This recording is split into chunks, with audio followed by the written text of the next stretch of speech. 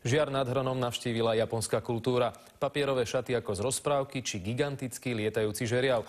Deti z mesta a okolia vyrábali z papiera origami. Ich výtvory poputujú ako posolstvo mieru do Japonska. Tento obrovský papierový žeriav sa po japonsky nazýva Orizuru. Niekoľko metrov od neho sme našli aj jeho najmenšieho brata. Nebolo to však vôbec jednoduché. Meria totiž len 6 mm.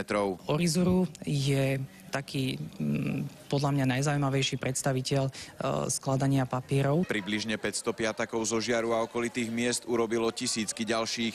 V rámci vyučovania sa s papierom zabávali niekoľko mesiacov.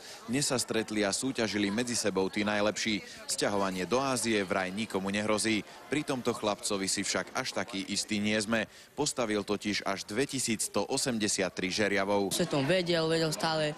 Večer, ráno, po obede, že som to skladal. V rýchlostnej súťaži sa z prvenstva tešila piatačka z Novej Bane.